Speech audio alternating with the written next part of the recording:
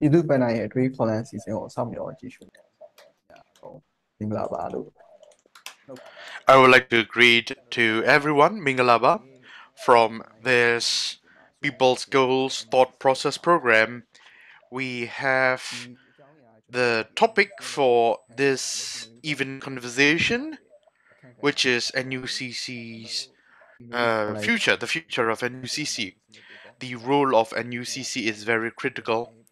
We have CRPH and we have ethnic revolutionary organization, and we have state federal consultative council, all of them joined together as the NUCC in this revolution. The NUCC is there for the revolutionary period, the interim revolutionary period, and post-revolutionary period charter. So we have this Federal Democratic Charter that NUCC adopted. So in this NUCC Federal Democratic Charter's timeline, there are 12 steps as per their political roadmap, and the 8th step has been reached, but from the 8th step, which is to draft the interim constitution, it's at its impasse.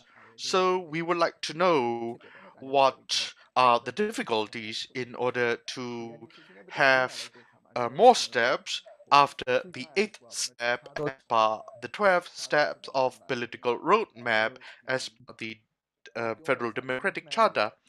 And normally we learn all the new things whenever we observed NUCCs.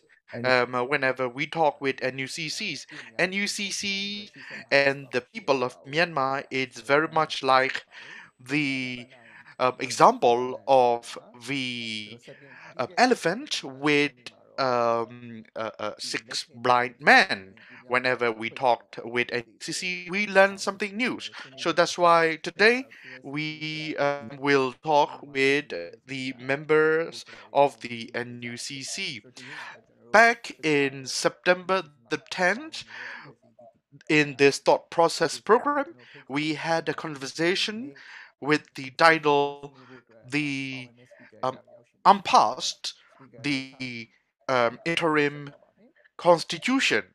We learned about it at that time, but now after 3 months' time, we invite the members of the NUCCs in order to learn from them what are the progress within the 3 months since we last met with NUCC in this conversation. Now I would like to invite Hlaing. He is member of the NUCCs, and he is also from the GSCC. Can you please introduce yourself?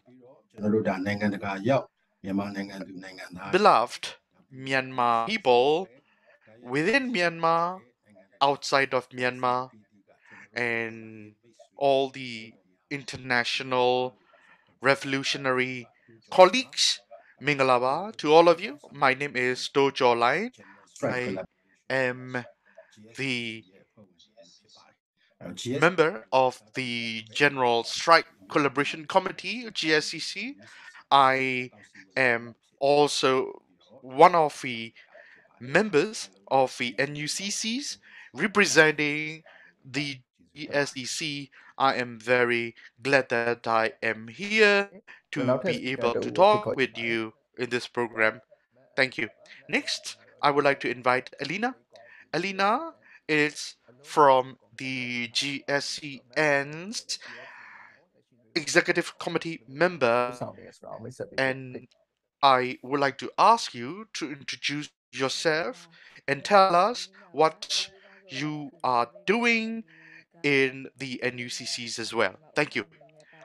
I am the president of the GSCN, and I am this GSCN representing Rakhine nationalities, and back in 2021, at the very beginning of NUCC's setup, by the time that we reviewed and revised the Chapter 1 and 2 of the Federal Democratic Charter, I involved in this process representing GSCN.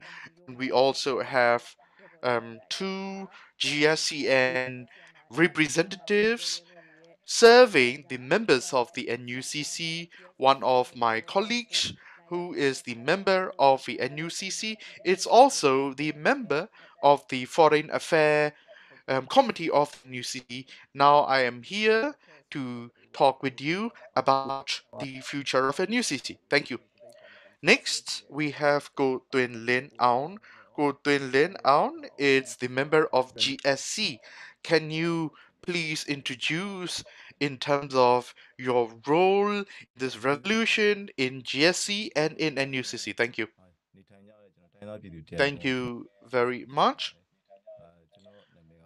I would like to greet to each and every one of Myanmar.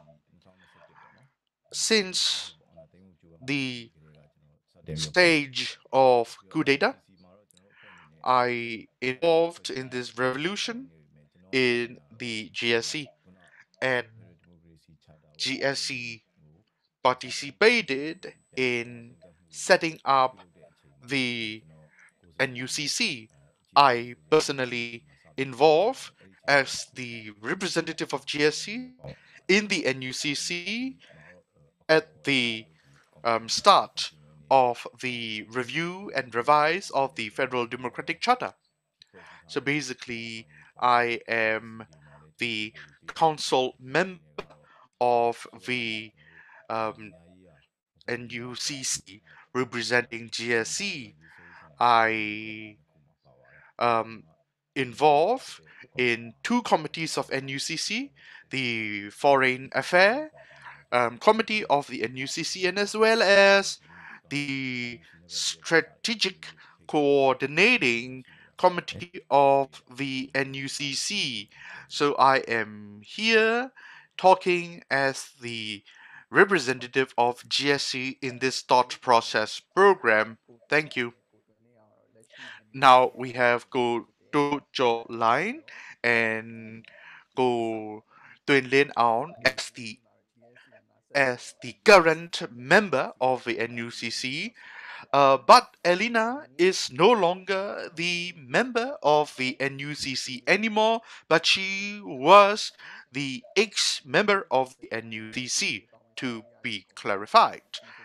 Again, this is the public conversation in the webinar format. So we have secure webinar for everyone, and we will have a panel discussion, and after that we have Q&A session for the audience. So basically, if you would like to raise any question, please do so through the chat box of the webinar, and we will have the lively conversation, and we would like to have active engagement with everyone, although we have limited time frame for this conversation. So I would like to request each and every panelist to be short and to the point in your contribution. Now I would like to invite Go Dojo Line. We have NUCC. So how come you started engage in this NUCC as the representative of JSCC, and what NUCC is doing these days? Can you please share with us? Thank you. thank you for this question. We involve at the very beginning of the setup of the NUCC. We have two members of GSCC as the members of the NUCC, and we also have coordination committees in NUCC. There are 9 kind of such committees within NUCC, and uh, there are the members of the GSCCs serving in all the coordinating committees of the NUCC, such as health, education, strategic development, CDM supports, transitional justice, gender policy, humanitarian assistance are all the 9 coordinating committees of the NUCC in which our GSCC members are working for the NUCC actually. Thank you. We will talk about NUCC for today, the role of the NUCC, the progress of the NUCC. So what are the future of the NUCC are everything that we'll talk about actually. So I would like to ask you go to line for more question. Many people understand NUCC in all sort of various ways. And one of the understanding that we have uh, regarding NUCC is that NUCC steer the um, the revolution. Some think that NUCC is the political dialogue platform. So what is the role of the NUCC? What is the role of the NUCC as a political lead in this direction, or it is just a platform, or what it is actually? အမျိုးသားညီညွတ်ရေးအတိုင်ပင်ခံကောင် Thank စီ you. ဆိုတာကျွန်တော်တို့ဒါဟို We collective have this National Unity Consultative uh, uh, uh, uh, ဦးတော်လှန် Committee, a National Consultative Council. So this is the collective political institution.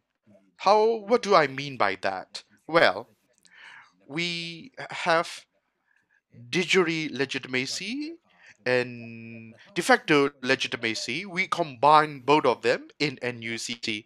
Federal We abolished 2008 Constitution and the Federal Democratic Charter replaced it. So we, the NUCC, is set up based on this charter. So that's why we have de jure legitimacy and de facto legitimacy. And we also have the political mandate. So for the National Consultative Council, it's born by the revolution, and this is the collective leadership political institution. This is what it is actually. And I also have more question actually, since you talked about de jure legitimacy, de facto legitimacy. Both of them are there in NUCC.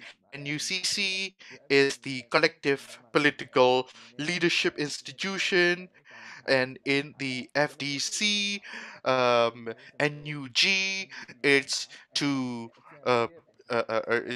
be accountable and responsible and report to NUCC. So I kind of wonder if NUCC is asking NUG to do things. Is that what it is? Or does NUCC has the check and balance mandate? And if so, if NUCC is actually doing the check and balance, is this question to me? Yes. Can you please proceed with your response? Thank you. Well, let's talk about the federal democracy, federal charter. According to this charter, the national unity government was formed actually. So basically, the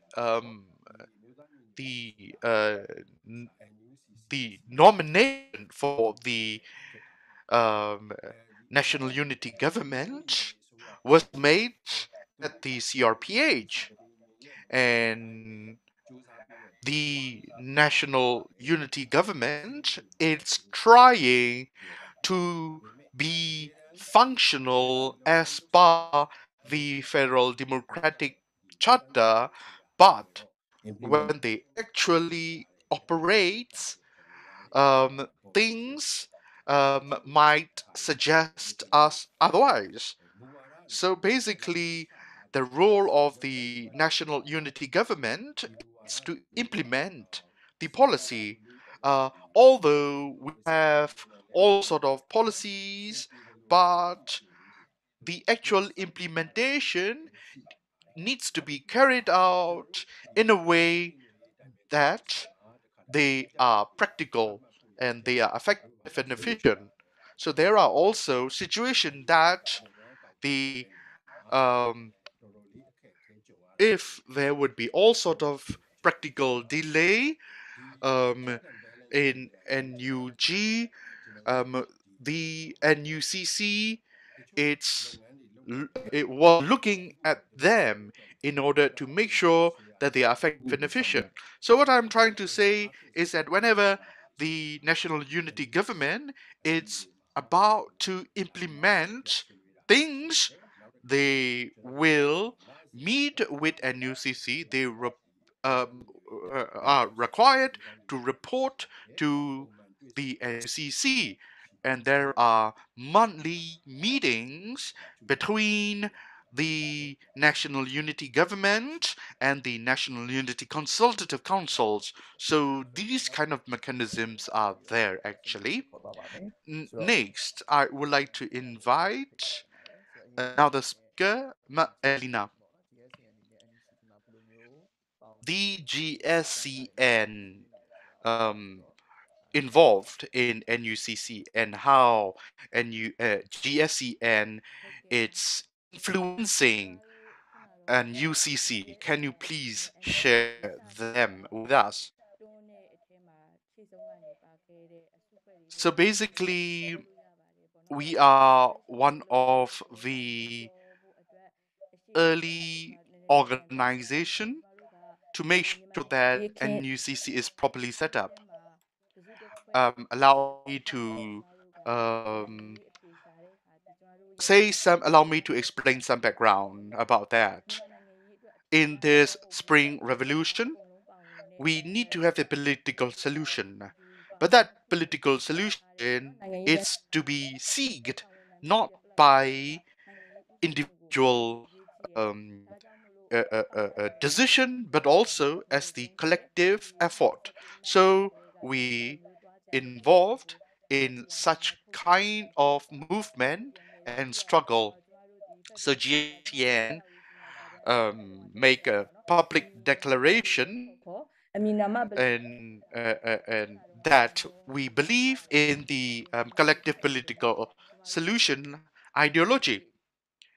So we have this public declaration, and we have this independent solution declaration actually as the GSCN. So we came up with the values, the founding values of the Federal Democratic Charter, and we also came up with how this revolution shall be shaped. So basically, we need to have this Federal Democratic Charter that should be treated as the guiding document of all the revolutionary organizations. So what happened is that we have this Federal Democratic Charter, Chapter 1. So this is the living document for the revolution period, and there might be things that we need to change if we believe that there would be improvement to be made through the to the referendum, etc. So In the second round of this conversation, we'll talk about the challenges that we are facing in order to implement our future as well. Again, NUCC is a platform that is essential. Again, things can be delayed, things might not be that much progress than it should be, but we need to bold enough to make some changes within NUCC. So this is what we would like to say. Thank you. So basically what I understand from you is that the FDC is not a set in stone document. Again, it is the living document as you mentioned. So this is what I learned from you as well. And go Dojo Line talked about the NUCC. So based on the understanding of what we learned from him, we would like to know how NUCC functions. Is NUCC just only the advisor to the NUG, or if the NUCC can control the NUG, or if the NUCC can check the balance or check the budget and all sort of other thing over NUG. So what is NUCC? If NUCC is just the advisor to the NUG, can you please share your thought with us? Thank you. I am sorry that my internet connection was not very good. Can you repeat your question again? I would like to know a very clear idea of what a UCC is in this revolution. Is it the political leader in this revolution? Or is it just only a dialogue platform for the revolutionary organization? Or is NUCC the advisor to the NUG? Or if NUCC can check and balance NUG so that NUG is better accountable and responsible? So what is the role of the NUCC basically? Well, the current role of the NUCC, to be frank, we would like it to be the comprehensive institution including everyone. But we also realize that we may have different realities. So there are five stakeholders in the UCC with the equal political mandate, but we learned that there are the horizontal dynamic within the stakeholders of the NUCC. But the thing is that NUCC need to play a leading role in its political direction. Cô Thwin Linn Aung, cô Dojo Line really experience what I am saying. There are delays, there are impasse. They all are to be overcome. Without that, what we want will not be achieved. What we want is to have a speedy revolutionary institution. We do not want to have a, a single decided political solution. We want to have a collective political um, uh, uh, uh, effort. So there are things that might not work, but NUCC should be a place that it's made possible for the things to be functional, and we really need to learn our lesson, and we really need to make ourselves changes. Now, if NUCC is leading if it is the question, well, there are some of the impasse for the NUCC to meet with international stakeholders or to have the political talks. Who is to lead NUCC? Well, things seems not very clear.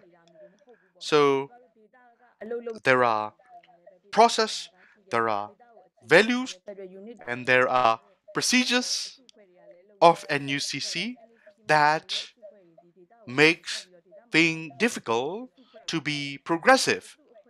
And we have revolutionary organizations, and there we have the states, regional revolutionary organizations, stakeholders. We really have to recognize all of them so that they will be part of the NUCCs as well. And we have this talking about the de jure legitimacy, defect legitimacy. There are there are all the uh, uh, uh, local stakeholders that they are functioning on the ground as well. But why can't why can't NUCC recognize their de jure position in their local governance and in the unit level? So all of them are to be fixed and all of them are to be improved. Thank you. So basically, people are talking about NUCC, it's not working well. So we will talk about it in the second round of the of our conversation, indeed. So I have a particular question to you. There is this people forum, and there is this referendum actually. Sorry, there is a people conference by the NUCC for the first time, and this the people conference for the second time is to be held, but it is not yet there, and and what happened is that the bottom-up approach to discuss things, it's to be adopted, it's to be practiced. So we have this bottom-up approach getting stronger and stronger. So in this kind of dynamic, what NUCC should do? Can you please share your thought? Thank you. Well,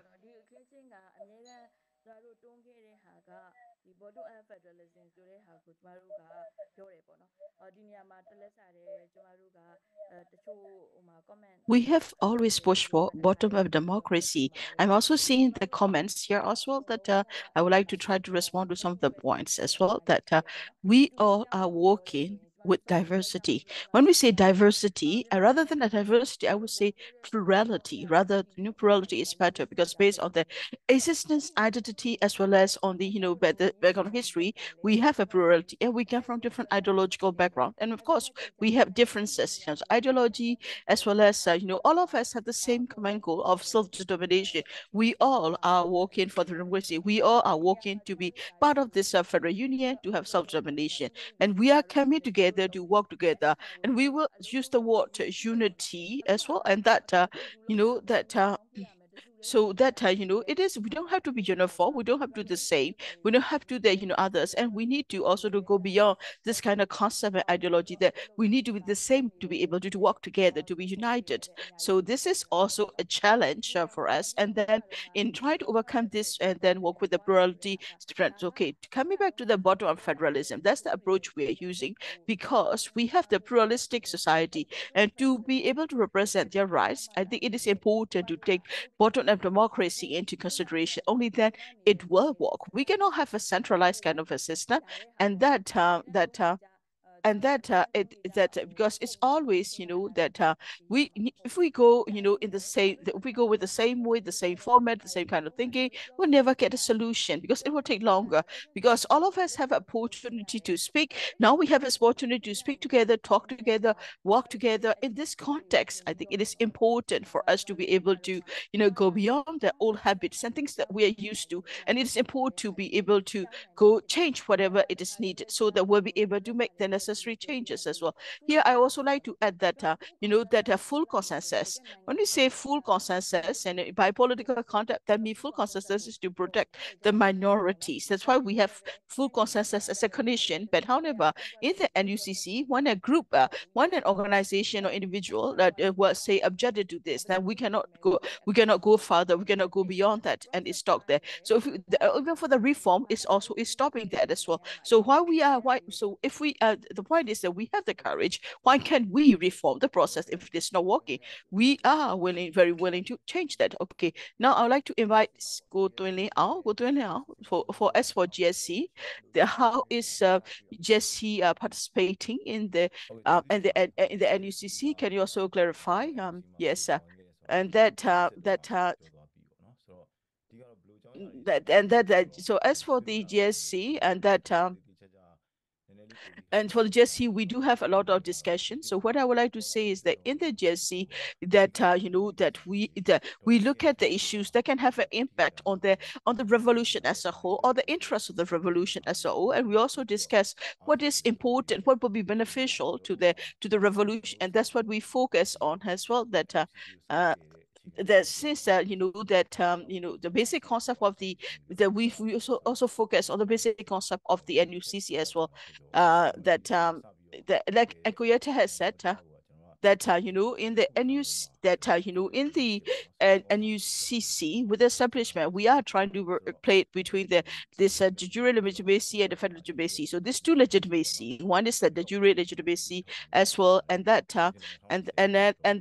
also that when we also have the parliamentarians who are elected into the elections, we also have the representatives from the ethnic communities as well as the ethnic revolution organization, and we also have the institutions that have emerged during the Spring Revolution. We also have the state level consultative council. So all these entities, all these institutions, they have the they have the support of the public. That's the de facto legitimacy they enjoyed, not the de jure legitimacy. And to be very open here, in a revolution, it is important so in a revolution, so of course there are also always be those who are trying to emerge and those who will be trying to oppress others. So that's why we need to have both legitimacy, de jure and de facto as well. So for that, we also have the basic concept of using collective leadership, and the collective, we are really pushing hard to be able to agree on a collective leadership. That's what GSC has worked on, along with the other entity as well. Another thing we are working on is the constitutional the constitution for the transition period as well, because this is a basic need of our revolution as well. In the Federal Democracy Charter, our consideration is that right now we are the interim period. There's a revolution period. So the focus is on we call it the interim period or the revolution, where we are trying to get rid of and remove the military dictatorship. And then the next period will be for the transition to the preparation period towards the Federal Democracy Union. So we are now going through the interim period, and then we'll go into the transitional period. That's how we have set up the time as well. So that the transition period will start when we remove the military. So there will be when we get there, after removing and eradicating dictatorship, there's also concern that there could be a power vacuum, and that when you don't have there is a concern that there will be a power vacuum because military is no longer in power, and then who will guide the nation, who will guide the country? Because in the revolution, there are also a lot of different revolutionary entities as well, and that you have the EROs, you also have the others. So who is going to who's going to do that? And then will there be a power vacuum which will going to lead to chaos, anarchy? There are a lot of concerns like that as well. So the concerns come from not only from the international community but also from the people as well. International community will often say that, and they will use it as a they will often use this as a pretext when we can talk about about support from the international community. They are very concerned that there will be a power vacuum. So we say that, okay, we are now in the interim period, but we are, although during the revolution, we have a very clear roadmap, very clear idea of what we will need to do next, what do we need to prepare for the transition. This way, we'll be able to respond to the concerns of the people as well as international community. So the international community can also bring assistance to as needed as well. So that's why we have that's why we are also thought about drafting the transitional constitution. For that reason, we put a lot of efforts into it, but it is also going through a deadlock right now. And also in the Operation 1027, with the momentum of the Operation 1027, military front has escalated dramatically. So that also have overtaken the political side. So how can we also to ensure the political parties going what NUCC should be doing? That's something we are also discussing right now. So there are a lot we have on the discussion, but a lot of your discussion is how we can advance the revolution, how it can be beneficial to the people. These are the topics we give priority to in the floor of the NUCC. Thank you, thank you, Kotonia. But there are also a lot of criticism and on the as to the NUCC as well. The first one you would like to raise is that and that that, like you were saying, like as you have said before, that with the military, there has been a momentum of military military side, and that you also seen a capture of the occupation of more towns. So there's a need to have a constitution to ensure that there's a local governance in those areas as well. So that we are now right between that interim period and the transition period. We can also say that as well. So that without going into the power vacuum, we are also seeing some controversy as well. So about the local governance, in different areas, how can we do that? Also, there's also is a question as well. And that I think it is also that there are also there are also that laws that has been developed by about the transitional constitution draft law, and that all that there are also some response as well, and that there's no full consultation, and that so what is about the NUCC? So in the current situation in the deadlock, how is NUCC managing that or dealing with that? And also there is also the FDC, and that that there are also saying that there is a SDC and there's the same or not. Who is in it? Whether can NUCC decide if it's the same or not, or does the NUCC will convene a People's Assembly to decide that as well? Thank you for the questions. I was listening to the others question as well. That the bottom of the democracy issue is that it become even the bottom of democracy become even more highlighted because of the deadlock and impasse in the NUCC. And I also respect the public's opinion on that as well. But in the NUCC, and that the bottom approach is something we had put it in as a value for before the establishment of NUCC. In the old federal democracy charter, we have said very clearly that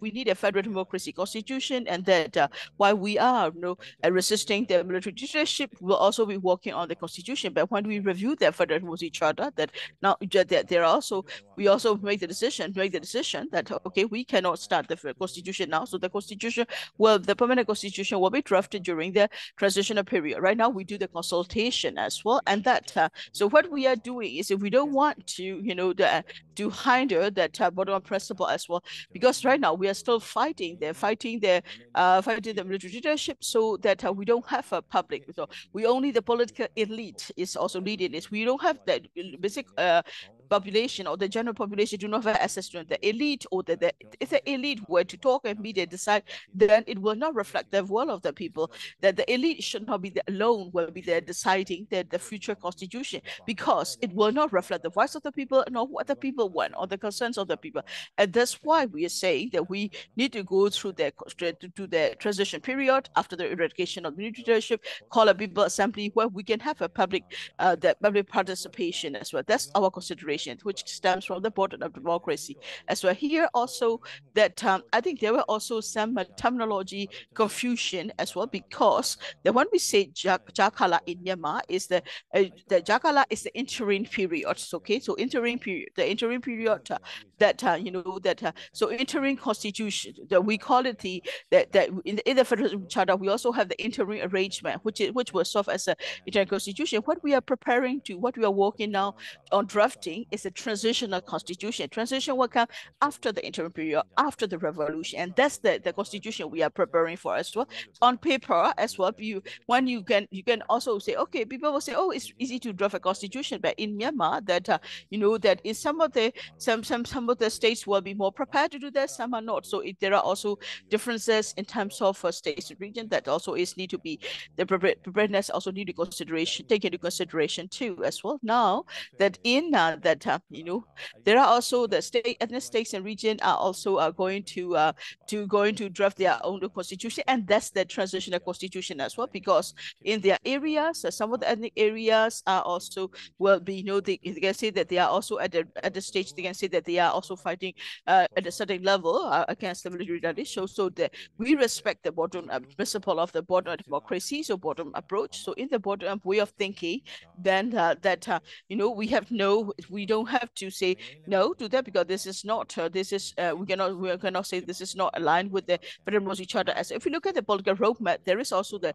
step 8 and step 9. We also have the drafting of the transitional constitution. In the step 10 is about NUCC will also draft the constitution as well. It's not that NUCC doesn't have the ownership. It's NUCC. NUCC is alone is the one who is the owner to do that as well. But NUG will draft. The NUCC is the work. NUCC is the work to aspire NUG. So the NUG will develop the constitution as well. So I think that so when there is a when the NUCC drafted, it will also be to call on a constitution assembly to ensure the public participation.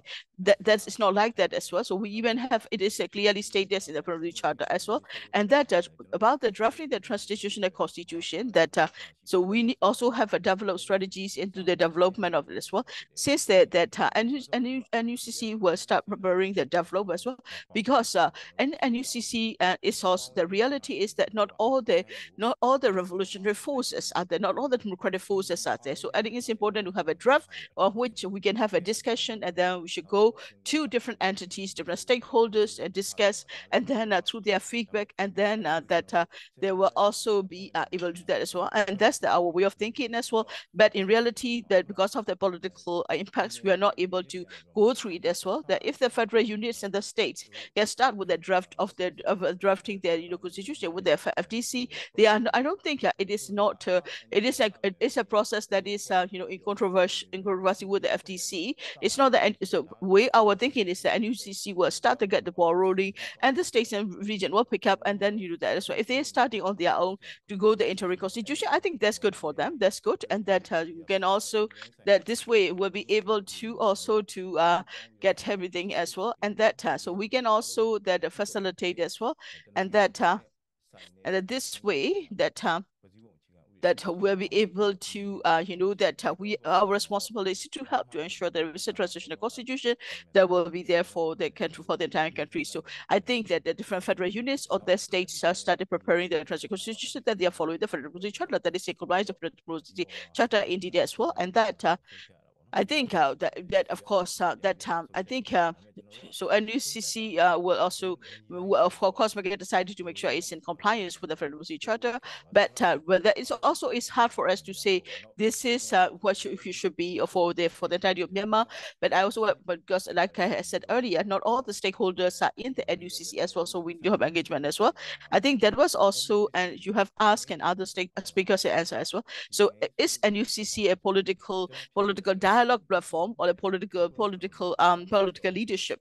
It is. We are both, I would say, because the organizations or the institutions that are in the NUCC, we have the representatives who are in the NUCC. They discuss together, and what they are doing, that's political dialogue. Then these representatives will go back to their organizations as well, so that would give the leadership. So that NUCC for me is a twofold. It is a political dialogue platform, and it is also provide political leadership as as well. So, but it is also important to also to ensure that there is a political dialogue platform.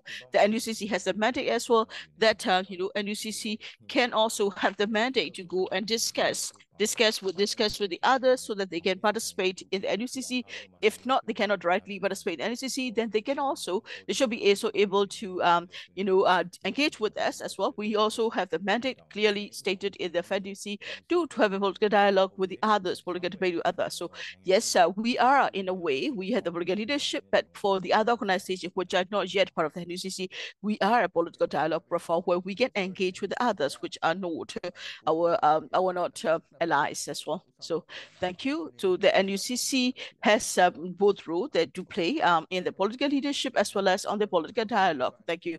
So after this round, which will be the last round, then we'll also give a chance for the comments and then comments as well. We also have received a few comments in the chat. You can also feel free to raise your hand to us as well. So we'll also be inviting others as well. And while we are inviting those, if you want to come in and discuss, we'll be inviting you, but please be mindful that we want you to be constructive and we don't want you to be here to particularly attack or focus on a particular aspect of the question. So please be constructive. Just be mindful about that. So to pick up on the points, NUCC has a lot of challenges, and there are also quite a bit of like impasse. There were also quite a few criticisms against the NUCC as well. That people saying that NUCC have 5 major groups, and that what is the proportion of these groups? How are they elected? How are they represented? How are they participating as well? And that also is leading to some confusion, and say that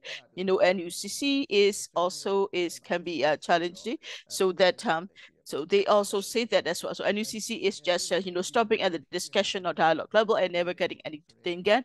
And then also NUCC also is not represent others or represent any other groups. So there are also lack of representation as well. And there are also quite a bit of criticism because NUCC have a lot of policy, but however, in terms of implementation, NUCC is weak. So that these are some of the criticism we often have heard about the NUCC. So in this round, I would like to invite the speakers about the criticism against the NUCC. I'm sure you all have encountered that as well. So as a representative, inside the NUCC, looking at the criticisms against the NUCC. So what does NUCC needs? How does NUCC needs to evolve or reform for NUCC to be able to work effectively? That's the round we would like to have now. So I would like to invite Sadu. Thank you for inviting me.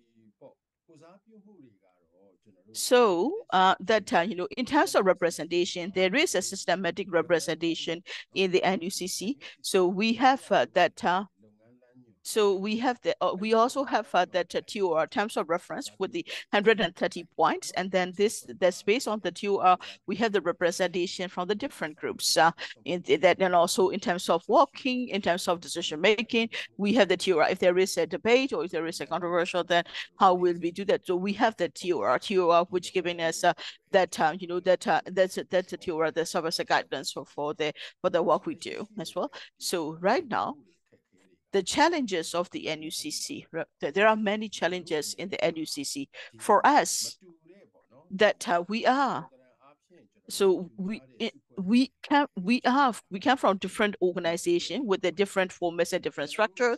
So we are working together from that, their differences, and that it's been 3 years now. We've been working together for the past 3 years. In doing so, that some of us, there are also in some of the points, and that in terms of we still have an issue of trust. And that's a reality. That's the truth. And then because trust still is an issue, although it's been 3 years and we have been working together as well, the trust is still not going strong, that there is still issues of trust among the different stakeholders. And that's the reality we have to accept.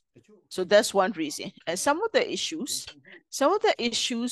are concerns that stems from this trust or lack of. So that I think it can also be that making us that change. For example, like transitional constitution, but the drafting of the transitional constitution, for example, and transitional constitution that we have a working committee for the drafting of the transitional constitution, and that is a very broad committee. We had a very broad discussion that going on the transitional constitution drafting process. But however, that transitional constitution drafting process, drafting committee has been they have not been able to move forward for the past year and a half. The biggest issue is the trust issue, because there's some of the organizations that has some amount. There is also kind of a trust deficit or the trust issue in the different organizations part of the process. That this is one of the challenges. There are also other challenges when it comes to in terms of decision making. There are also make it difficult without trust. It also make it harder for to reach the decision making. Because for the decision making process, we apply the concept of full consensus. But in that, we have also seen some of the leaders also are raising the points as well, and that we have difficulty to overcome the full consensus indeed. Because when there is a full consensus, although it is full consensus, because for the points that we discuss, we have to negotiate. We have to negotiate to reach consensus. Then to be able to, we have to negotiate to be able to reach that consensus as well. So that's quite a lot of such points in the NUCC. But sometimes, however, some of the points they consider as important. Some of the points that had an impact on the existence or the identity on such issues. However, it cannot be negotiated, and it is also very difficult to negotiate as well. This is also a challenge indeed. Another point is that for the councillors of the NUCC, so among the councillors, we also, one thing difficult to say is that the councillors represent different organizations. The councillors they have been selected by their mother organizations as to represent them in the NUCC, and that so they also have their duties as a councillor to the NUCC. They also have to carry out their mother organization responsibilities to mandated. So in terms of organizational duties, they have organizational duty. They also have the NUCC duties to these leaders. That on the one hand, that the councillors in terms of they will also need to be able to put more focus and more energy into the NUCC as well. So these are the key points as well. So that I think it is that to be able to, we need a councillor to have a more accountability and more responsibility. That I think will be the comment. So that's what I would like to encourage to all the fellow councillors to be put more accountability and responsibility in the mandate of the NUCC as well. And some of the issues that we cannot make a clear decision. We cannot make it that we cannot make a decision or cannot give a clear mandate. That also is causing unnecessary delay. As for example, that in the news media, we often say that, if you want to reach out to NUCC, who do we contact? Who do we reach out to? And who is the person should we contact? Then nobody knows that. The media also say that, okay, who do we contact if we want to talk to the NUCC? And that's an issue. So in some of I think we need to have a clear mandate. I think it also is an issue related to that. NUCC by structure, the NUCC is that NUCC has 5 main major members that as well, and that is already quite sufficient and quite enough. But we also need to have there are also media comers, so there can also be other EROs. They can also participate anywhere. But in terms of structure, if you look at the NUCC, and that so on behalf of the NUCC, that to be able to respond to the questions, to be able to talk about it, they need to have a clear mandate as well, like a standing committee. Like they will be a standing committee should be there to be, so that our five groups should establish like one from each group with the 5 members of a standing committee. Make a clear decision, make a clear call, have the courage and the bravery to do what is necessary, so the NUCC can get things done more efficiently and more efficiently efficiently and effectively. So that can also, in a way, accelerate NUCC processes.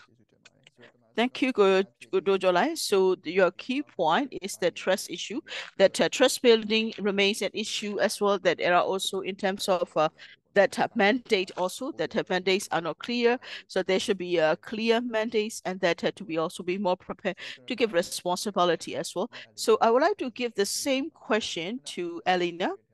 So Elena, in your point, also said that NUCC also NUCC needs to have the courage to reform and to speak up, to speak out, and then to make the necessary changes and reform. So what kind of changes does NUCC need?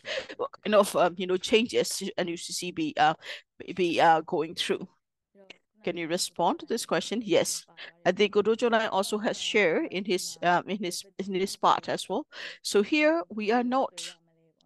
So often that media often will complain that who do we reach out to them from the NUCC? So we also have the concern that if when you are reaching out to the media, when you are reaching out to the people, or when you are reaching out to the other stakeholder who are your net part of the state, part of the NUCC, or if we are trying to advocate the international community, if we are trying to reach out and communicate, then we need to have so we need to have a spokesperson to be able to reach out to, and we don't have that as well. Sometimes we also see in the media, it is not a spokesperson, but that they are also talking about the NUCC as well, and that they do not represent or have the ability. Sometimes we have to go and explain and run after that and explain that no, they are not part of the NUCC, and that they cannot speak on the NUCC as well. So that there are also sometimes some complaints and concerns that why can't they talk about the NUCC as issue. I do understand.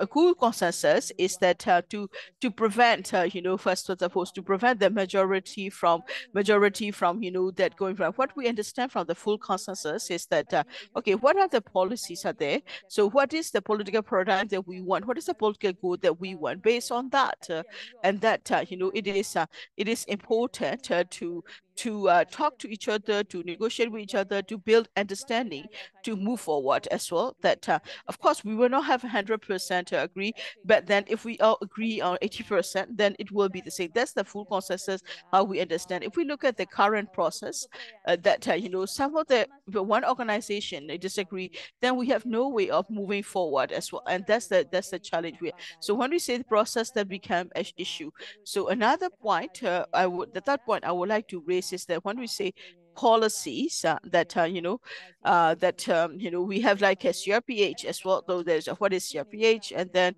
so are you not sort of like overlapping with each other? So there's also is a question asked by the other groups. What we understand is that that the role of the parliament and that of the NUCC are very different. So constitution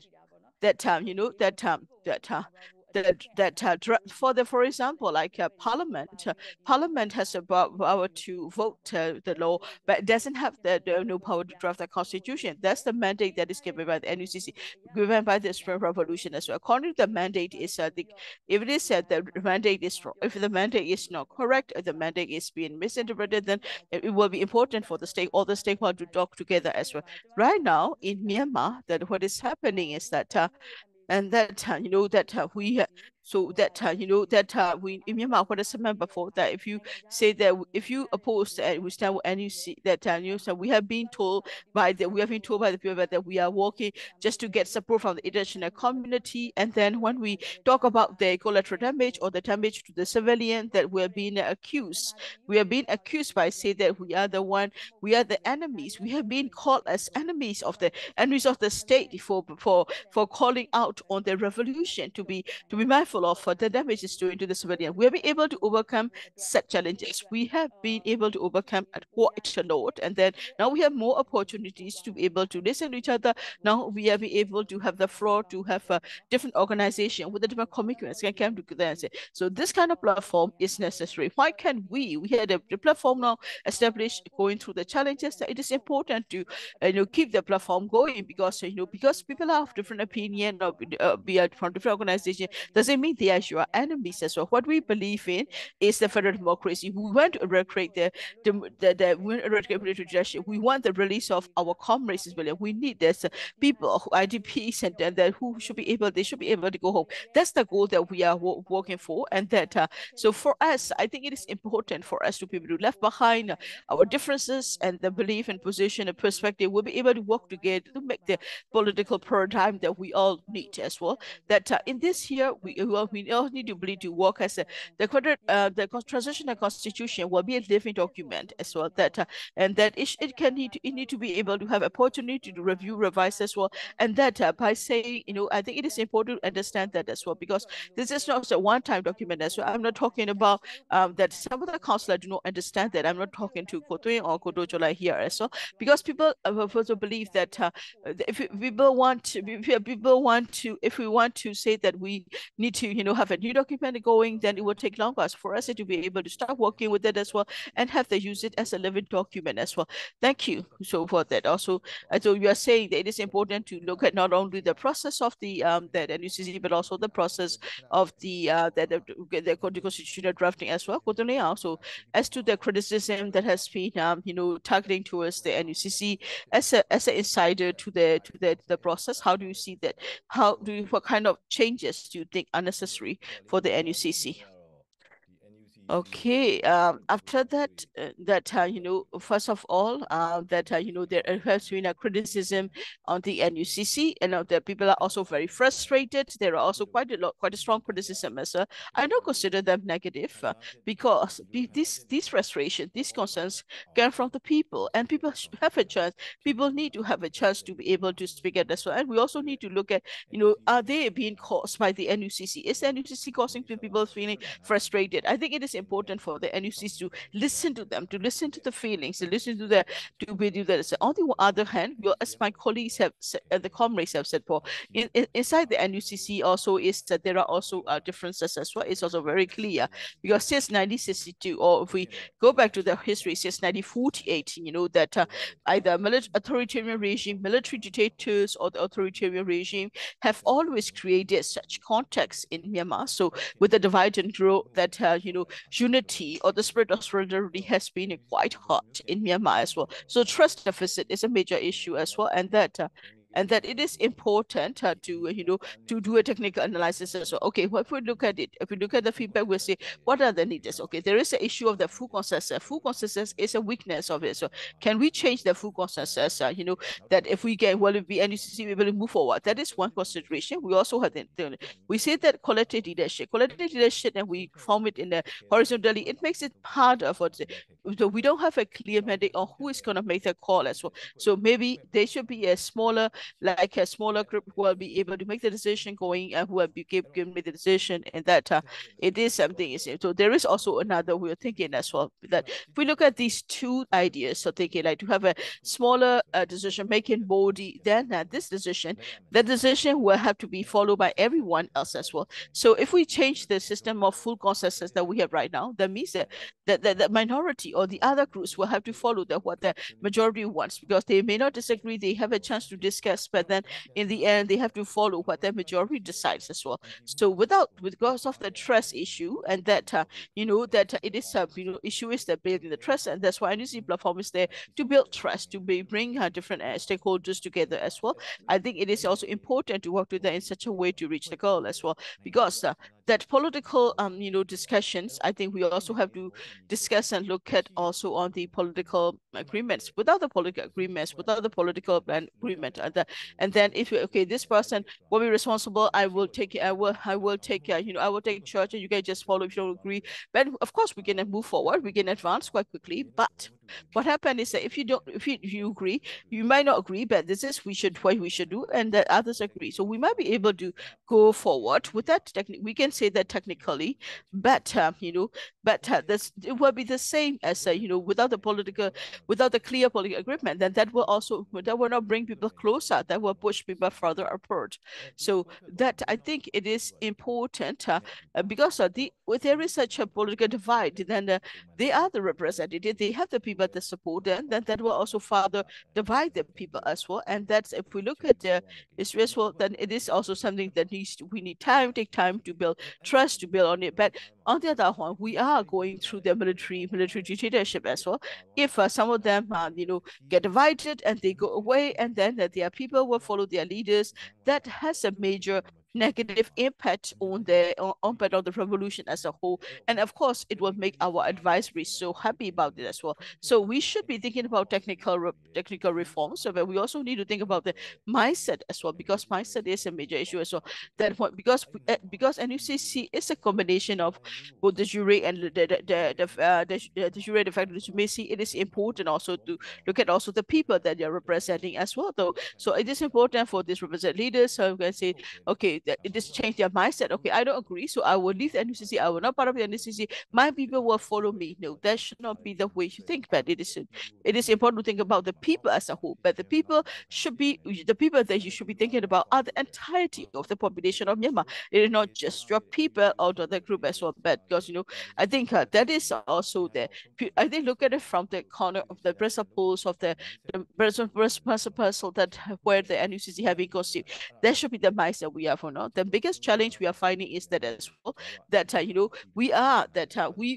our consideration is that transitional constitution will be endorsed and adopted by the People Assembly. People Assembly, where we have the different people coming from different legitimacy as well. Would they have their representatives, so they support the people. So this way, in a way, people will also have support us. But on the other hand, we also want the people to be more participatory, about that as well. But if we get our leaders can change the think about not only about their people, but also about the entire population of Myanmar and what will be in the good of the people. It will take some time, but that we will be able to make decisions and then then reach the goal that we want as well. It will take a little time, but not too long. Hopefully, that I think it is important to change the mindset. If you think about why the combination of why do we bring a different legitimacy together in this, and if we go from there, I think we'll be good as well. Because if we are going for the federal democracy union, that with the federal democracy union, with the new federal democracy union, we'll have the new transition constitution, which will also give us to the election. So in the election, and then there will also give you the jury that is also the mandate as well. So that for us, I think if we are just confused with it, then we might be in a way that if we cannot do that, if we cannot manage, then it will become a stigma. It will become a sort of like a stigma that stay with you as well. So for me, I think it is important to change the mindset of it. So of course, there are rather than the technical things that needs to be changed, I think it is more on the focus on the mindset of working together, understanding the essence of the need for the NUCC as well. So thank you, Thwin. So that it is important to make the changes on the technical part, but it's also important to change the mindset as well, because especially when you talk about coming together as a different entities, I think it is important to look on what are the fundamental principles of the NUCC and how this NUCC means that different stakeholders coming together in this instance as well. So now we'd like to go to the Q&A, and I would like to request if the participants want to ask questions, please raise your hand, or we can also write your question in the chat. So we have one person in as well. I would like to invite May and Aito. Please take the floor.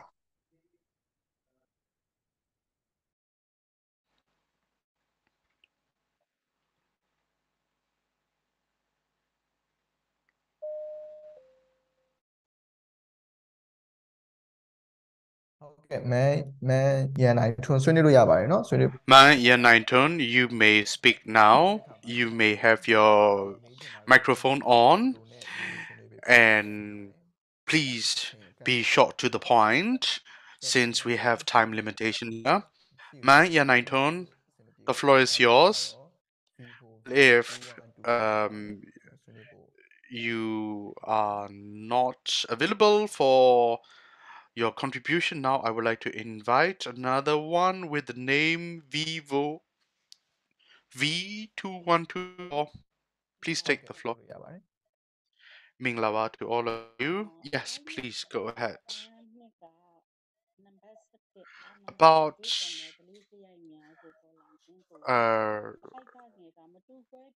Article 11 of the Federal Democratic Charter, Part 2, Chapter 2.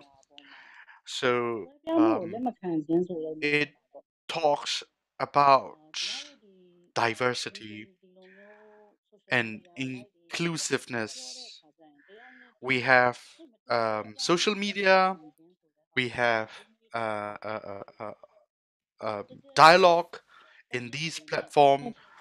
But then again, we have all sort of different opinions there, and but whenever we have the dialogue, then having the diversified dialogue seems a bit difficult. So can you please explain us how all of these different opinions shall be managed? Thank you. Elena, please take the floor to respond this question. Thank you. Thank you very much for your point. Whenever we talked about diversity, what I understand as the diversity is that we have different backgrounds, we have different geographical area, we have different nationalities, we have different ethnicities. Now, some people like both ethnicities, some people do not like the ethnicities, so that's why we are now using as the group of people or nationalities. Again, we have genders diversity, we have religious diversity, and we have political ideology diversity, and there are all sort of different beliefs. Some believe in federalism, some believe in democracy. There are all sort of diversity, actually.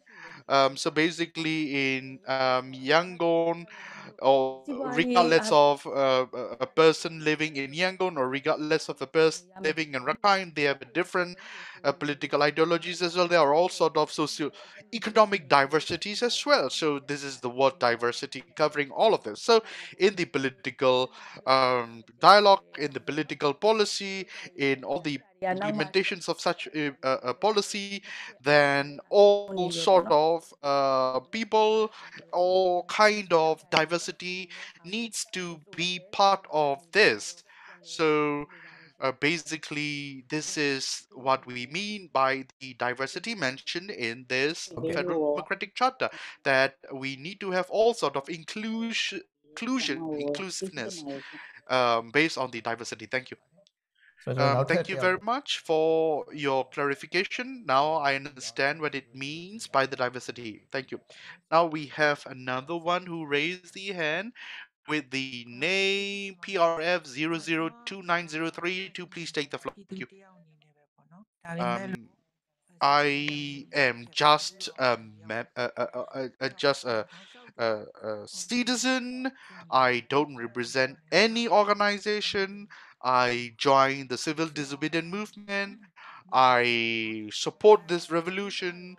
I was uh, the anesthetist doctor, and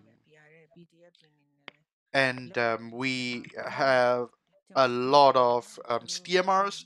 We have uh, PDFs, and what happened is that from I was outside of the country. I realized that casualties increased. So internally displaced population increased. So people are exhausting. They do not want to continue the armed struggle. Some of them might have this kind of feeling. I don't mean that they want to surrender. No, they don't, but they want to stop the armed struggle. Some of them are very emotional. Some of them are very depressed. So basically, people are suffering psychological trauma. I help them as well, but I don't think that it is a sustainable solution to provide the psychological trauma care. But the thing is that whenever you provide this kind of psychological trauma care, uh, I think this kind of trauma will happen again and again. Again, revolution is not about armed struggle. Uh, again, many people might believe that if they win the battle, if they win the war, if they win the fight, they think that they win the revolution. No, I don't think so. The victory of the revolution is to have system change as well. And people do not know a lot about when it comes to the meaning of the revolution.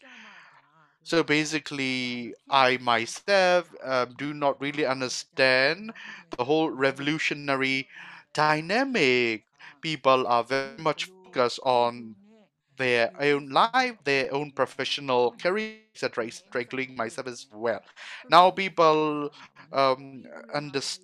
try to understand what's going on, and people are with grievances, people are with sacrifices, people are carrying all sort of burdens. So the thing is that people are sacrificing on their daily lives as well. So now the role of the political leadership and the people are very, very far. So basically, the the comrades in the armed struggle are the only revolutionary forces close to the people, not necessarily the political leaders. So basically, it is it is what I mean. What we can say is that the political leaders, the politically leading organizations are very far from the people on the ground as well.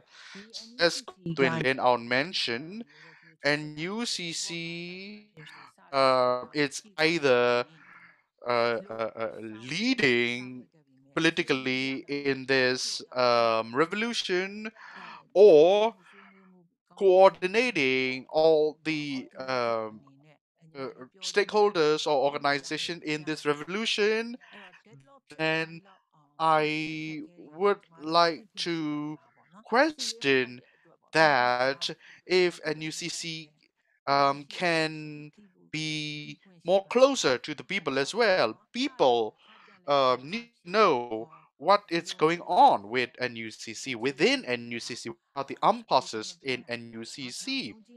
So basically, um, people really need to know what's going on inside NUCC.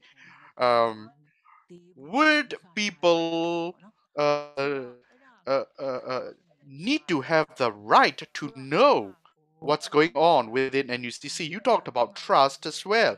Yes, trust, it's a big issue as well, but people need to know what's going on inside NUCC. Only then the trust might be improved, I guess.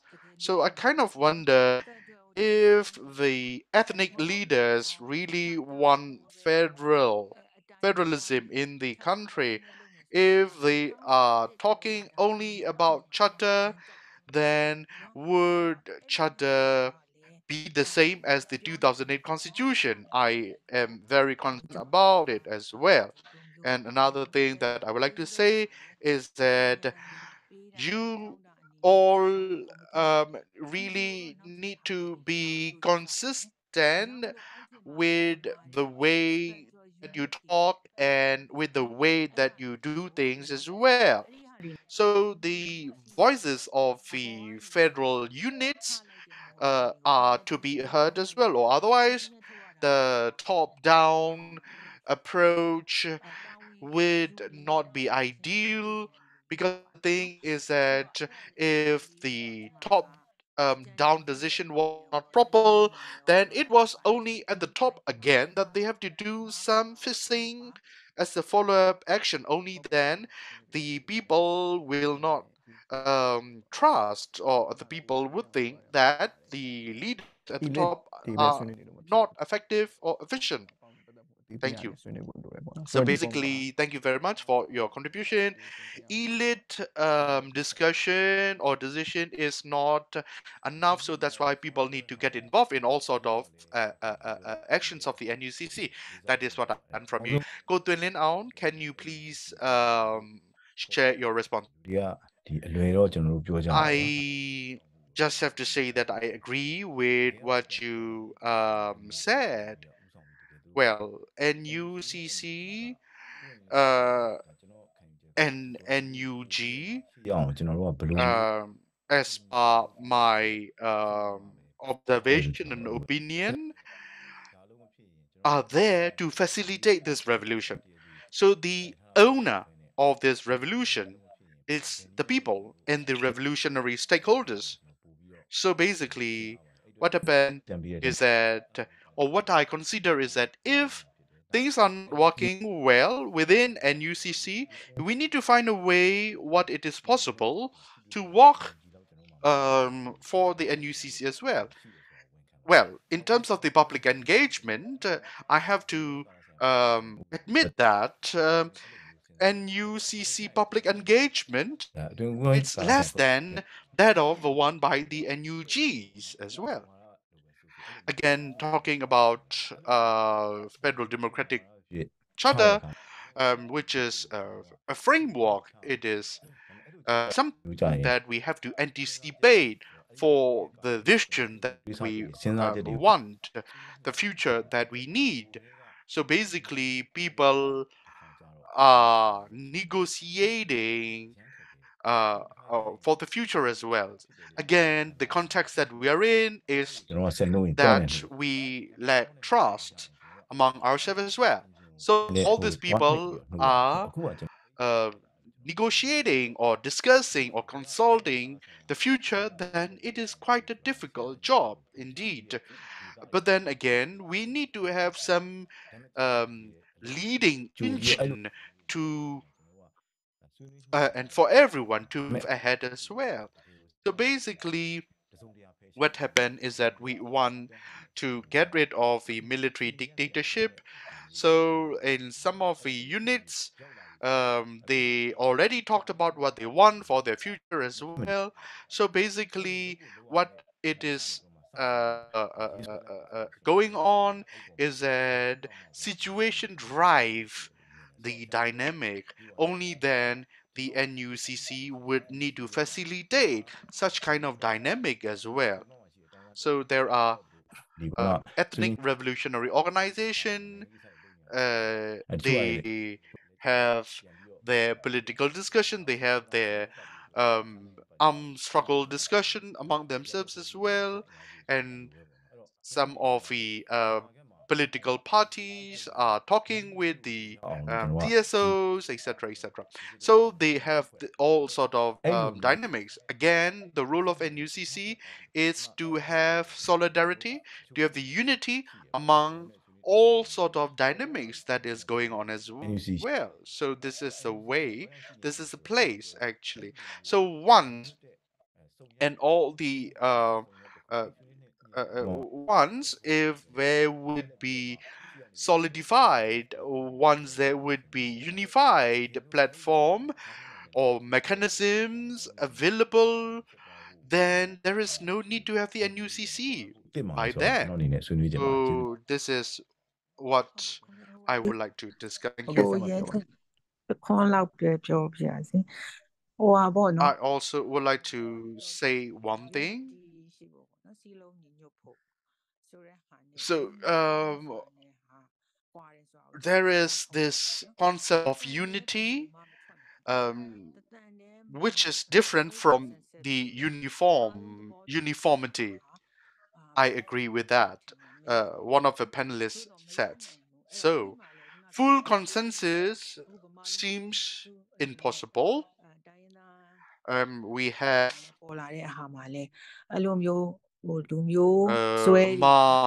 community, there are ethnic bias as well. So there are all sort of rights that they claim as well. So if all the groups are claiming their own rights, the union shall be disintegrated. So basically, there are this kind of thoughts as well. But for me, we don't need to be uniformed to be united. So basically, what I'm trying to say is that we can be united, but we don't have to be the same. We need to learn our experience as well. The SAC use this kind of narratives or tactics for 60 years throughout the history that they want to have everything uniformed. So we shall not fall into their trap. If we fall ourselves in the trap, then we are more, stupid than they are. So in the federalism, we can be different, but we can live together. And another thing is that in terms of the majority perspective, whatever majority said, I don't take it as the universal truth. So what I like to say is that there are many clever and brilliant individual in NUCC, and what I would like to say is that we are the people of a past, and nobody is perfect. We may be wrong. We made mistake as well, but we need to learn all of them as well. But in terms of my individual um, perspective, is that we need to have a leader who are brave to change their mistake and who are brave to see their mistake as well. Again, younger generation may not be perfect, but they are less biased and they can think things clearly. And in terms of age, our days are no longer anymore long, but the younger generation still have their future, a long future as well. So younger generation lives should not be sacrificed for the uniformity, uh, but younger generation should live in the unified society. So this is something that I would like to say. Thank you very much for all of your contribution. They are very, very valuable as well. And we really would like to discuss with everyone because this is a very important topic that everyone is very interested. So now we are left the times with us for the wrapping up parts of our conversation. But what I would like to say is that some of the members of the NUCC left it, and we need to, and I understand that NUCC needs to welcome the new members as well. And at the same time, there are all the armed ဖိတ်ခေါ်မှုတွေရှိတာဒီ revolutionary organizations, stakeholders as well. So they are having the struggle progress. So I kind of wonder if they will be part of the NUCC if NUCC welcome them as well. လိုက်ပါမယ်ပေါ့နော် So this is something that I would like to know from the panelists as well. And at the same time, I will read some of the comments in the chat box or question in the chat box as well. I'll go through some of them as well. And one comment says that NUCC has the good intention, and NUG also fulfill their responsibility to some extent. Can we say that NUCC cannot fulfill its responsibility? Can we say as such? If so, who is responsible for it?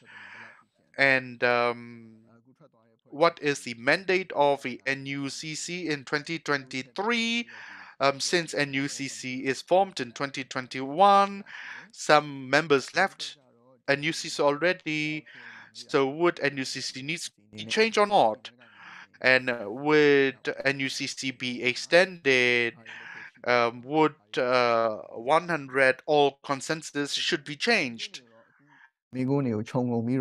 So this is something that is mentioned, and there is a comment by Kenoma and asking that what would NUCC need to do to be ready politically since since the start of Operation 1027.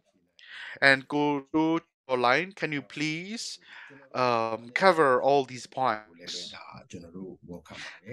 Yes, I can say that we can admit that there are weaknesses in NUCC. We tried our best to fix them. So this is something that I would like to inform to everyone how we tried. Again, we have trust issue. So basically, we try to fix them among our members.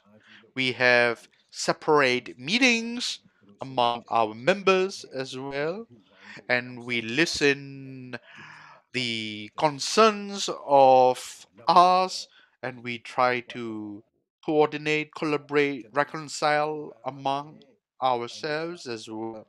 Normally speaking, for NUCC, we try to get uh, more attention by the people as well, and people sometime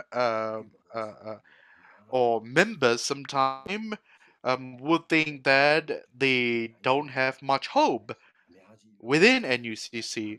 In order to mitigate this kind of dynamic, we try to meet properly, regularly, frequently among ourselves as well.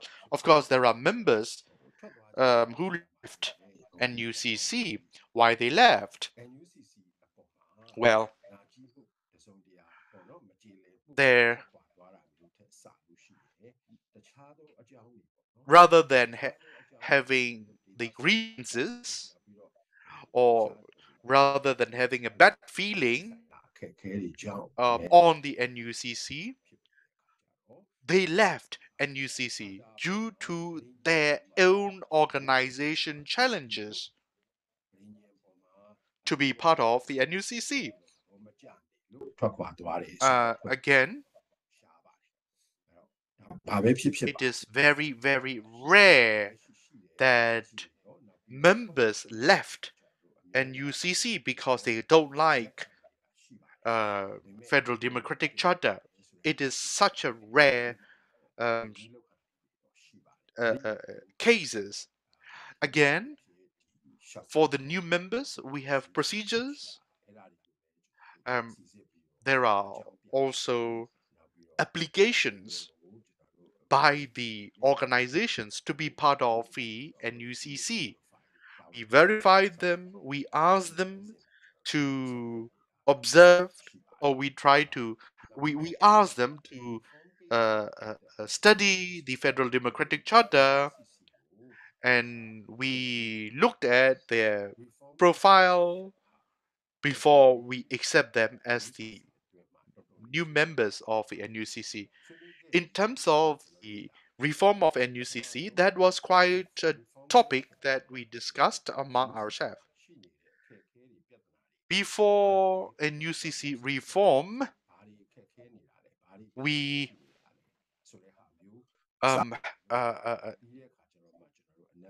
need to come up with problem statement of the NUCC, and then we need to have the analysis on this. So this is what we are talking about. There are also ongoing issues that we are handling. Some of the questions that you raise in here are the ongoing issues that we are discussing among ourselves as well. Along with Operation 1027, we are also preparing ourselves politically. Since the start of Operation 1027, we set up operation team inside NUCC. So that operation team of the NUCC is engaging with NUG and other revolutionary organizations so that there will be political aim that people can agree with. So this is what we are doing. Again, we have some weakness based on the way that NUCC is structured. It is the reality that not everyone is the member of NUCC. And not everyone is under the umbrella of NUCC, but there are some bilateral communication, engagement, relationship horizontally. So for the NUCC always prioritize the interest of the revolution. And I hope that I respond many of your points, I guess. Now, let me invite those who raise their hand. And again, I would like to request to be short. And to my Sultan, please take the floor. My name is Sultan. I have lots of hope on NUCC. What I understand regarding NUCC, it's to come up with the interim constitution, but we will have question in terms of when it'll be there. And I understand that the that draft would be enacted by the CRPH, but it seems that it is not happening. So we don't have that much hope anymore on NUCC. What can we help NUCC to make sure that all of these things actually happening? I do not want to blame anyone, but I would like to know what I can help, what we can help NUCC to be able to do its job. Thank you. Now I would like to invite another one with the name iPhone. Please take the floor.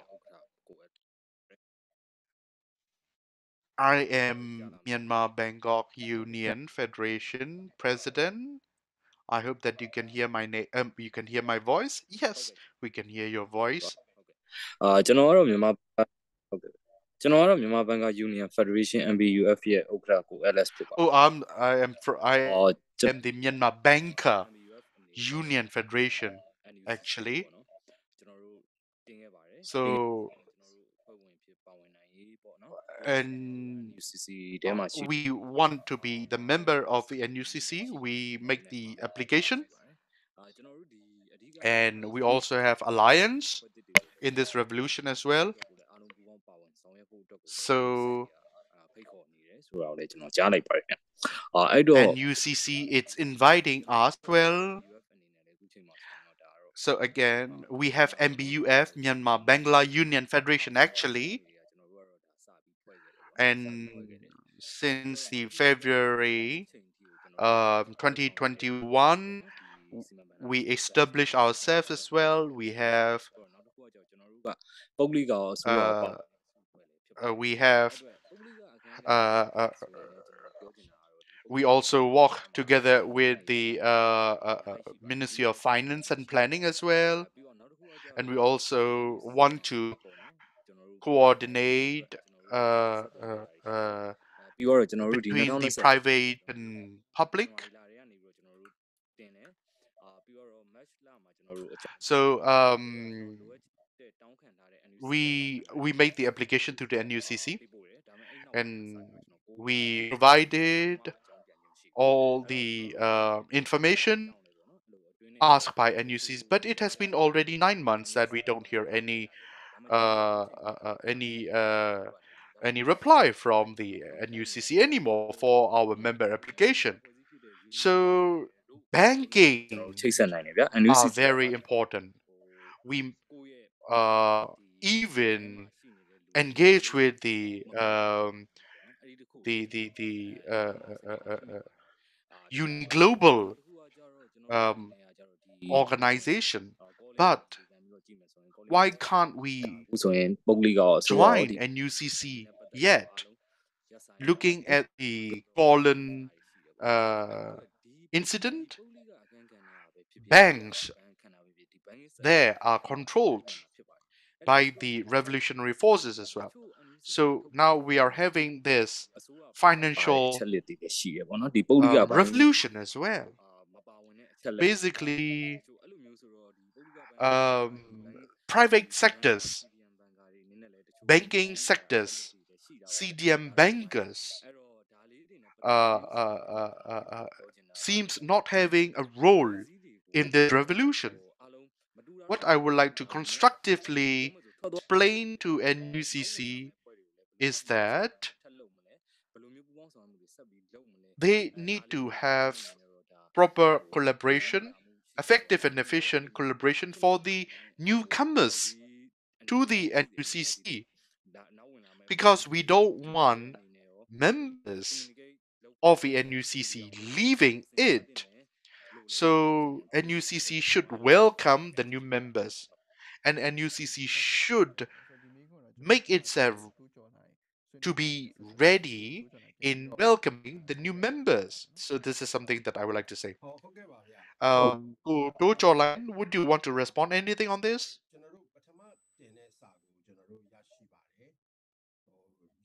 We got the application from Myanmar Bankers Union Federation, and we asked our technical team to undertake this application.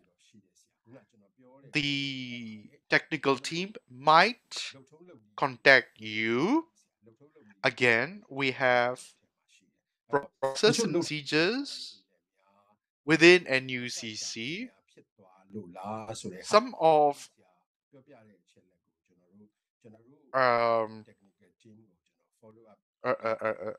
again, I will just check with our technical team to see are there any things um, of your application which is not in line with our process or procedure. Let me find out and we'll get back to you. Thank you. Now I'd like to invite Aung 88 to take the floor. Thank you. Thank you very much. I am Go 88.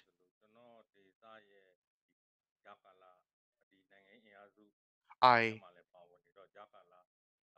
am also a member of the local interim federal unit, and I am a member there. And as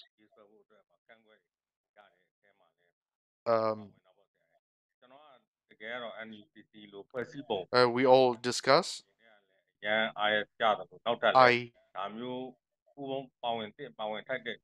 would like to say that the structure of NUCC, I do see it very critical and important. The right people needs to be there. And again, at the regional interim federal consultative council, they discussed things under the guidance of CRPH. The local political actors, the local stakeholders' role are overshadowed or influenced by the local CRPH. So how NUCC would facilitate to make sure that whoever needs to be there, whoever voices needs to be heard, to be there and to be heard. How NUCC will facilitate it, how NUCC would check and balance in these kind of dynamic. Thank you. Cô Tiên Luyến Áo, would you want to respond to this one? Again, I will try to be brief. It has to do with the bottom-up approach.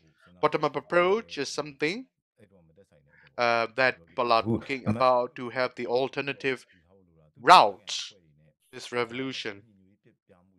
Again, it is very important that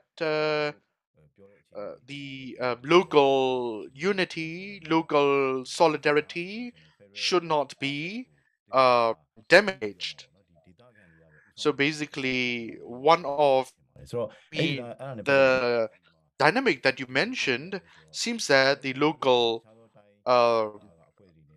collaboration or the local solidarity is not very strong. I think this is not here. So basically, what we would like to say is that we try to avoid the top-down approach as much as we can because of our negative past and negative experience. The thing is that NUG should not intervene the local dynamic. Otherwise, it will be the top-down intervention. So basically, what we do is that we will do facilitation if you need help. So what happened is that if there would be some sort of friction between union level and the state level or the regional level, then the NUCC will help, will facilitate. Other than that, NUCC does not want to have this top-down intervention. And another thing that I would like to say is that rather than having the union level, the state or regional level, then again, we will feel that union is at the top and states and region is at the lower one. No, we don't do this kind of connotation. So we just want to say that, well, union issue, state issue, regional issue, then I think that it'll be much more appropriate. Thank you. And I also would like to go through some of the comments, and after that we'll have the wrapping up comment by the panelists. Well, I have the impression that people are very much interested in NUCC. One of the comments says that trust is to be built, and things should not be only on the on a papers. Same old brand new negative experience is not to be copied anymore. The future as well. And another comment says that the disintegrations of a union is such a propaganda of the military, and we have to think differently as well. We want to have a perpetual peace as well. And again, there is a need to have armed struggle, but that armed struggle is to be ended once the military dictatorship is gotten rid of. And another comment says that people who should be there in NUCC should be there, and and voices that should be heard in the NUCC should be heard, and what we can help to make sure that NUCC is functional. So now I would like to invite all the panelists for your concluding remark. If there would be any additional points that you would like to add, please do so, and please make sure that please advise the people how they can support NUCC, how they can help NUCC. Go to line, please take them. Thank you. ကျွန်တော်တို့ကိုဝေဖန်ထောက်ပြတာကိုကျွန်တော်တို့အမြဲလက်ကမ်းကြိုဆိုပါတယ် Thank you for the criticisms and the comments. We welcome your comments and we need your criticisms. We also take that into heart and try to also to review and improve is because all of us are going all of us determined and dedicated for the revolution. We go in for the revolution. So for us to end all forms of dictatorship, including the military dictatorship, and that's what we are determined to continue our fight, our struggle. Because the people of Myanmar are facing social, economic problems as well as the danger of the war on a daily basis. We understand that and we want all the suffering of the people to end as soon as possible. Because once we achieve the revolution, that our way forward also doesn't end just with the revolution. We still have a lot of work to do.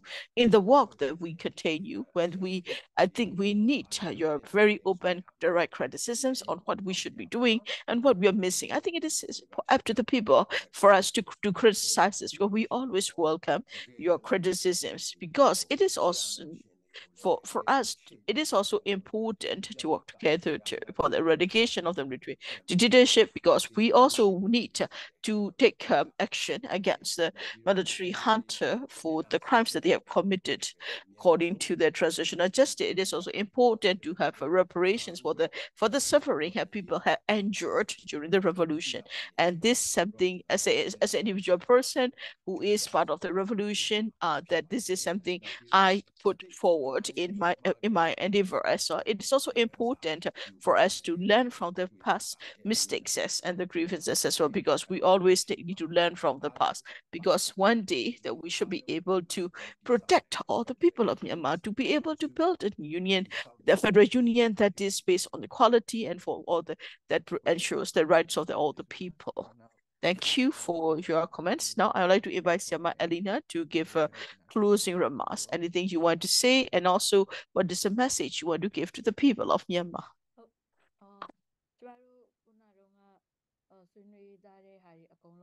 So the ones that we have discussed in today's discussion, that and all of us want this revolution to be over very soon, because the suffering of the people is on a daily basis. We are seeing it, our owns our friends and the families, our loved ones, they are also facing so much loss in this revolution, and we understand that. We understand the sacrifice that people are making. Also, for us, in the past 3 years, the revolution has escalated, and that we are seeing the revolution has been as well, because the revolution in Myanmar started not just now with the coup. It has started, the revolution has started in some way for the past 70 years as well. That with the 2020, with the coup, with the military coup, then the revolution has in a way transformed as well. We learned that we need to forge our way forward. We cannot go back to the old ways, and that's also part of the commitment that we have as well. But we are now, we are still in the dark times, and we are now seeing there's a few rays of light. The dawn is coming, that there is a way out, there is a way forward. Each and every one of us are committed, each of one of us are dedicated.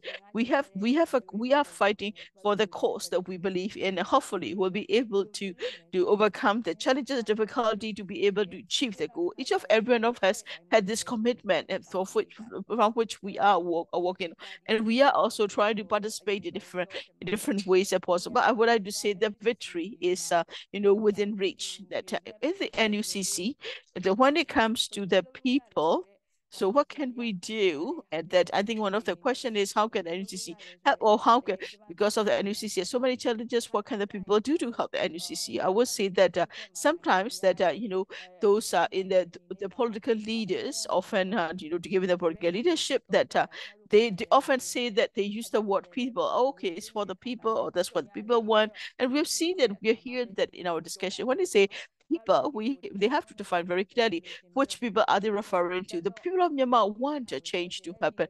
The people of Myanmar want the system to change. The people of Myanmar feel entrapped, and there's also, that we are also the people, and that we are also coming from the people. We may be in a different position, but we are still contributing the revolution just the same as well. I think it is important that we need to work together so the people's voice becomes stronger, so the leaders will have to listen to us. And then also that in terms of committees, in the advice, and we have an advisory group as well. People have to wear many hats at the same time. And you have a hat in the NUCC, the representatives, they also have to work in their organization as well. In the revolution, we cannot only do one job, we have to do many things, and that you have to have many hats and do many things. And we are often human resources very stretched as well. So you can also support us with any ways you can to provide because human resources are very limited as well. So please reach out that who can participate and contribute. There are also, of course, the NUCC have this say procedures and rules, but please try to support us by participating as well. And then when we talk about federalism, not only the steps that Linn has shared before, because we think around the country, we are a country of diversity and plurality. Why can't we come together? Why can't we come together with our own sovereignty? That self-determination with under proper guidance, with good policy, that's the self-determination, autonomy can be built as well. And this is this opportunity we can study and explore as a part of this revolution as well. And the comment I also see a comment on the Facebook, so I have read it and as well, because our ethnic communities are also people as well. Since 1947, that that we have started the revolution in 1947, and for I think so that often ethnic community are saying, aren't we people too? Yes, you are people.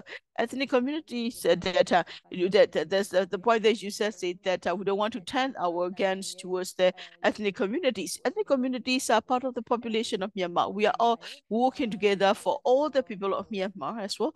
And another point I would like to say is that each of us can make the change, that we can make the change happen. But in doing so, that after 3 years of revolution, the burden is overwhelming. We have taken a lot of losses. We have made a lot of sacrifices.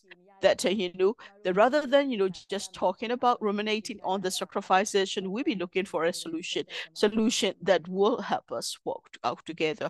I think our focus should be more on that. Thank you so much, Elena, for the point you have raised. I think so. I would like to invite Thwin as to wrap up the talk as well. Okay, so thank you for NUCC is also is a platform for the allies as well, and it also have many network as well. So when the NUCC came in, they came with their organization have a policy. So when it comes to the NUCC policies, that some of the representatives they have a lot of concerns that the policies of that is started by the NUCC will go beyond the policies of their mother organizations as well, and then sometimes they have these concerns are too much for them, so for us to be able to progress. Here, my order encouragement for the organizations who are in it as well, and that representatives, if they have policies, I think it is important. If the policy I think it is important that their policy need to be the ones those are for the interest of the people. And then when you say, I think it is important to look at the beyond the framework of mother organizations and look at the rights of the people as well. Because that if you are focused so much on the mother organization, then they are not there. Maybe they have forgotten about their population. So when they are discussing and defending for their interests or the policy of the mother organization, that means less intent, less interest, or less focus on the rights of the people or what the people do. So I would like to encourage you to go beyond your organization. Think about the people as a whole. With the people, I don't have too many say. People have always been responsible to support us as well. People has always been supported in our struggle against the military dictatorship as well. So we are now, like Siama has said, we are going through the darkest time, but we are now seeing a few rays of light as well. But these rays of light doesn't mean that our journey is over. So we have to continue working together. After the eradication of the military, we have to build a federal democracy. I think it is important for the people to criticize us, because you can be criticizing using very direct words or not so so many words or not so many words. I think it is important to take that, because criticism is really important. We need people to criticize us. We need people to keep us in check as well, because these words will also help us to be able to do that. So I would like to encourage people to continue to support us, continue also to criticize as well. And that are you still building trust? The point is, yes, it is frustrating, yes. But at the same time, if you look at what's happened in the past, on the one hand, you have the military dictatorship. We need to focus on the, getting rid of the military dictators. Then we can think about the trust building. We can't do that as well, because this is because of the kind of mindset that we can always put trust building to the less as well, especially Burma, among the Burma and the non-Burma ethnic groups. The military has always used the policy of divide and conquer, and we need to learn from the past, and we need to put priority on the trust building. That's why we are doing the revolution, why we are trying to move the revolution forward. It is also important to do the trust building at the same time as well, because if we are going to say, no, we should focus on the, get rid of dictatorships and then not working on the trust building, then there will be misunderstanding. There will also be problems, which will also lead us back to the issues as well. So I think it is important to focus on the eradication of dictatorship, but also on trust building, because they are essential. Thank you very much indeed. So today topic is for the progress of NUCC. We talk about the NUCC establishment, the challenges, as well as on what NUCC is doing as well. That we had a good discussion, but however, since this is a talk show and we only have so much time, so we're not able to cover every aspect, every topic. And I would like to say thank you to all the speakers, as well as to the people who are joining us to listen and participate, and would like to welcome you to join us once again to the Thought Process Talk Show. We organize every other weekend on Sunday at 7 p.m. And that's all for today. Thank you for joining us. Have a good evening, and hope to see you again next time. Thank you very much indeed.